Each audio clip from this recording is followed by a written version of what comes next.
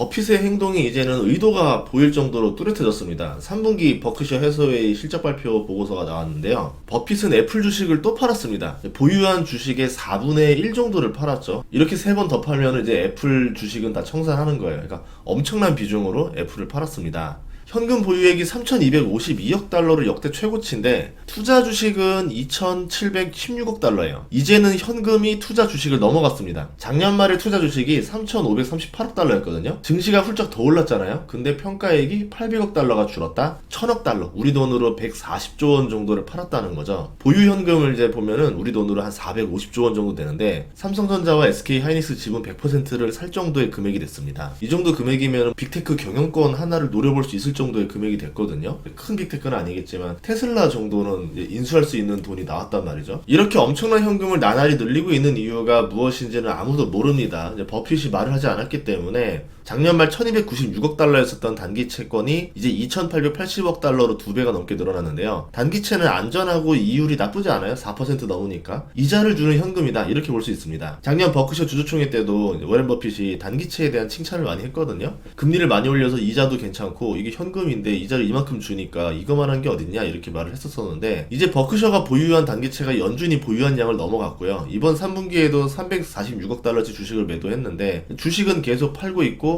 단기채는 계속 늘리고 있다.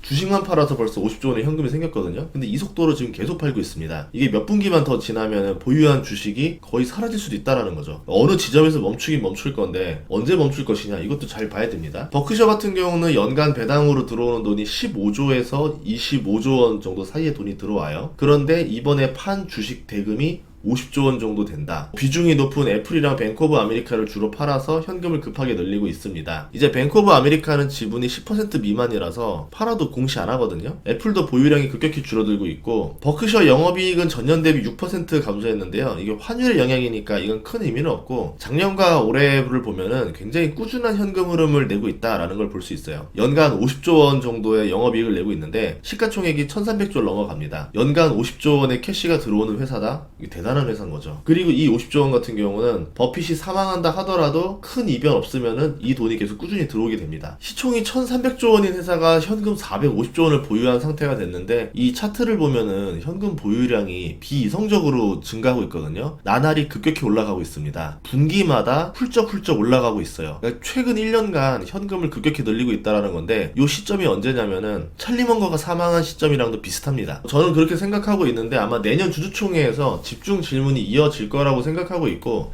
버핏 같은 경우도 이 정도로 현금 보유량을 늘려놨으면은 주주총회에서 답변을 해줘야 될 의무가 있거든요. 진실을 얘기해주지 않을까 생각이 됩니다. 내년 5월에 있으니까 반년 동안은 사람들이 이유도 모르고 대체 왜 그러는 거야 이런 추측을 하겠죠. 주식 보유를 보면은 버크셔가 밸런스를 맞추는 작업을 할 수도 있는 건데 애플의 비중이 20% 초반으로 내려갔어요. 뱅크 오브 아메리카는 10% 이하로 내려갔으니까 둘의 비중이 2분기 때 거의 45%였던 게 30%로 훅 내려갔죠. 과했던 두 비중을 줄여가는 과정일 수도 있는 거고 새로운 포트를 짜기 위한 것일 수도 있는 거고 상상은 열려 있습니다. 그리고 옥시랑 처분을 보면은 버핏은 확실한 기업은 계속 매수를 하면서 어느 정도 비중을 맞춰요. 옥시 같은 경우도 지속적으로 매입을 합니다. 그런데 옥시랑 처분 같은 경우는 에너지랑 보험이에요. 버크셔의 주력 사업이랑 겹치고 확실한 후계자들이 있어요. 후계자들이 하고 있는 사업에 힘을 실어주고 있는 거다. 아니면 이걸 더 매수해서 후계자들 사업으로 편입을 시킬 수도 있는 거죠. 버크셔 5년 수익률이 120%고요. 이제 S&P 500을 추정하는 스파이 ETF가 110%였었습니다. 버크셔가 S&P 500을 이긴 주식인데 버크셔가 시장을 이길 수 있었던 비결은 애플이었었습니다. 애플 5년 수익률이 306%였었고 그 비중이 제일 높았었죠. 시장을 웃도는 수익률이 나올 수 있게 해준 효자 종목이었는데 이거를 계속 매각해서 보유 비중이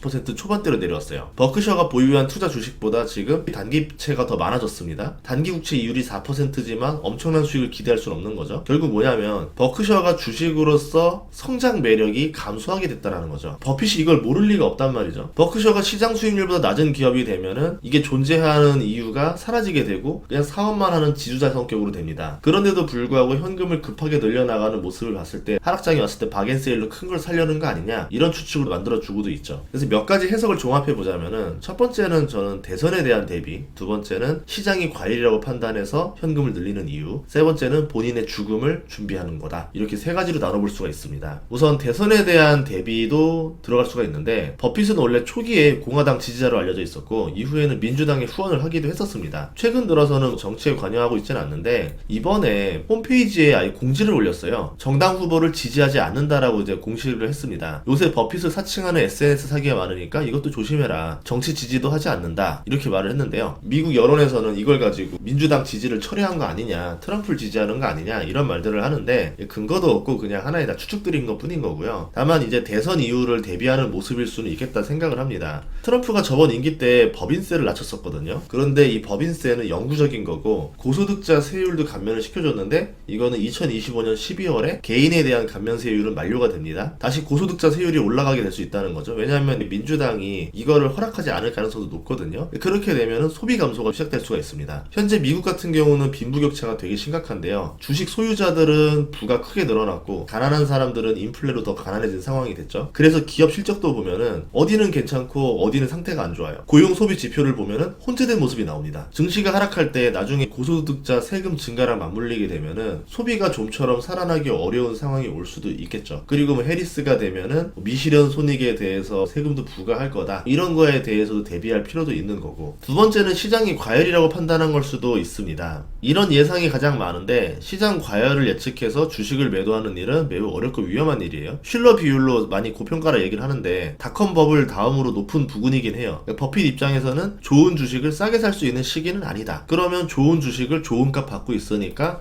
우선은 매도해서 현금으로 가지고 있고 사업을 재편해야 될 필요도 있고 단기채로 4% 이자 받으면서 좋은 기회가 올 때까지 기다려보자 이렇게 하는 걸 수도 있어요. 사람들이 시장이 과열이면 바로 하락장이 온다고 생각하는데 그게 아닐 수도 있습니다. 대표적으로 마이클 버리가 2006년부터 하락장이라 생각을 하고 숏을 쳤는데 2008년 2년 뒤에 나왔잖아요. 지금이 과열이다 아니다는 얘기할 수 있겠죠. 지금 과열이니까 금방 하락장이 온다? 이건 아닐 수 있어요. 그 기간은 알 수가 없다. 그래서 아마 버핏이 그런 베팅을 하진 않았을 거라고 봅니다. 그리고 S&P 500 선행 PER로 보면은 21.3배밖에 안 나와요. 5년 평균 19.6배고요. 10년 평균이 18.1배니까 높긴 높아요. 선행으로 보면 고평가가 맞는데 이게 아주 높은 것도 아니다. 그러니까 빅테크들 영향이 커져서 평균의 오류도 좀 있거든요. 모든 기업이 돈을 잘 버는 건 아닌데 어쨌든 빅테크 영향으로 기업들이 돈 버는 능력이 평균적으로는 좋아지고 있는 것처럼 보입니다. 다만 이제 피크아웃 우려가 언제 나오느냐가 관건이 되지 않을까 이렇게 보고 있어요. 그런데 외부 변수만 없다면 모건 스탠리 S&P 500 수익 추정치를 봤을 때 미국 기업들의 이익이 13%에서 15% 정도 연간 우상향 예정으로 나와 있거든요. 그러니까 버핏과 월가의 베팅이 반대가 된 상황인데 미국과 반대로 베팅을 하는 사람일까? 아닙니다. 그렇기 때문에 주식이 비싸다라고 팔았다고 보기에는 조금 아닌 이유들도 조금씩 있거든요. 그래서 요거는 좀 애매하다라고 볼 수 있을 것 같고 저는 세 번째 이유가 가장 확률이 높다라고 보는데 버핏이 사후를 준비하는 게 아닌가 저는 그 생각을 합니다. 계속 매입 중인 주식이 처분하는 보험사인데 이번 주주총회 때 후계자를 정리했었습니다. 에너지랑 보험으로 사업의 두 축을 정리했었고 문제는 버핏 같은 투자자는 후계자로 만들어내지 못했어요. 내정을 다스릴 이제 삼국지로 치면은 총나라의 장관 비 후계자는 정해놨는데 중원을 공격할 장군을 길러내지 못한 거예요. 그 와중에 작년 말 동업자 찰리 먼거가 사망했습니다. 일대기를 보면은 버핏은 수비형 투자자고 찰리 먼거는 공격형 투자자란 말이에요. 버핏이 5년 정도만 더 끌고 가면은 투자 후계자를 기를 수 있지 않을까 생각을 해봤는데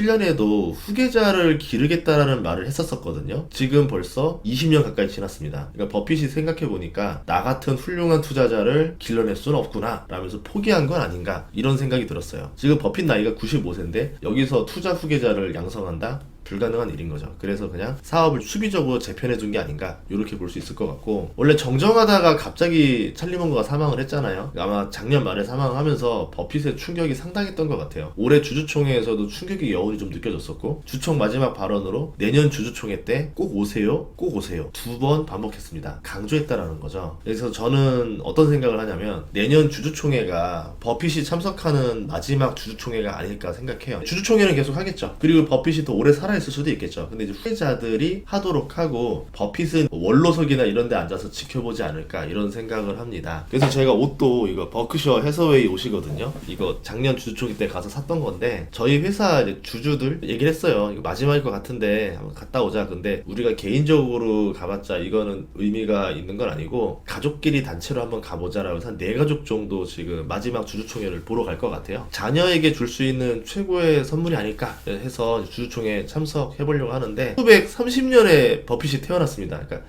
2차 대전 때 버핏은 중학생이었었어요. 그러면 지금의 자녀들은 버핏이랑 100년의 차이가 나잖아요. 거의 100년 전에 태어난 전설적인 인물을 만날 수 있게 해주는 게 최고의 선물이 아닐까. 제가 작년에 갔다 오니까 그 생각이 너무 나더라고요. 좀 부담이 되긴 하는데 그래도 마지막이라 생각하면 한 번은 갔다 와야 되지 않을까 생각을 해서 준비를 하고 있습니다.